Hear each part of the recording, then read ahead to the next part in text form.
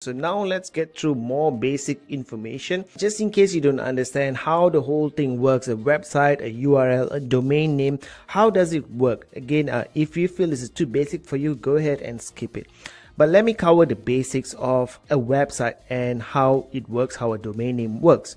So when you want to build a website, your website is basically, you can think of it like a Word document or a file on your computer. Okay, so you have a computer here. Now this computer is called a server. Okay, and the page that you create, this is your page. You have some nice pictures here. The page that you create is stored in this server. Now if this page was on your computer, then you can just open it up anytime you want. But this server can be miles away, can be thousands of miles away. I'm in Malaysia, my server is in the US. So how do I access this page? And most importantly, how do I let other people access this page? So this page will be my web page or my home page. So imagine if there's a page in your computer and you can view it, but how do you allow other people to access the same page and view it 24 hours a day? Especially when you're going to shut down your laptop or you're going to shut down your computer as soon as work is over, and when you do that, nobody else can access the page because your computer is shut down. So that's why web hosting servers run 24/7 in dedicated server spaces with their own air conditioning, fireproofing and security system, etc. It runs 24 hours a day, but it's basically just like your desktop computer, but much more powerful with a huge disk space. So now you have your web page on your server. Okay, and a server has an IP address. And the IP address can look something like 125.25.0.193. And this IP address is basically the location of the server, not a geographic location, okay, but in the network, in the computer network, okay, this is the IP address. IP addresses are unique, so no two server, no two computer will have the exact same IP address. Okay, now if you were to give someone this IP address and they type this IP address in their browser, they will be able to route to this server, and from this server, the last part of the IP address here will specify which page or which folder or whatever it is. So when you give an IP address like this to someone and they type it in their browser, they will be able to view your web page as long as the server is online.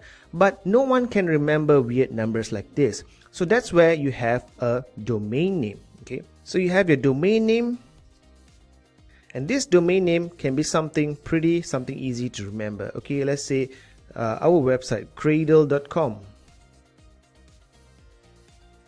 It's definitely much easier to remember than 125.25.0.193. So you can just give someone your domain name and say, hey, my domain name is cradle.com. When they type cradle.com in their browser, what happens is that a mapping process happens, okay, from the domain name registrar. So that can be, let's say, enorm or Namecheap. Okay, so the place where you registered your domain name, they will store this mapping information. So when someone types in cradle.com, they will actually be going to the mapping server or the mapping information here called a DNS server. Okay, so this is called a DNS server, and it basically translates the words into the numbers and redirects your visitor to the server, and then they can view the web page. So what does all this mean? If you want to build a website, you cannot build a website on your desktop. It's called a local host website. Okay, you can build a website on your desktop. You can view your website anytime you want, and as long as your website is never shut down at all, you don't shut down your website.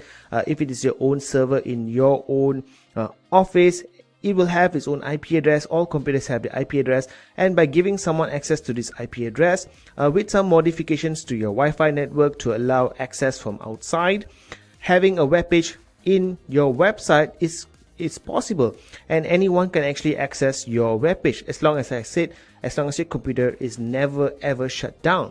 But of course that doesn't make sense. So that's why you need to get web hosting. You need to get you need to pay a company for access to their server in their own special server room with all the facilities and all the server stuff. And that server will never ever shut down, okay, unless of course there's something wrong with the server, but it is meant to stay online forever and ever in a cold server room. Now when you have a 24-hour availability of your server access, and then you can do your website, you can get your domain name, and that's how it all works. Okay, so let's recap.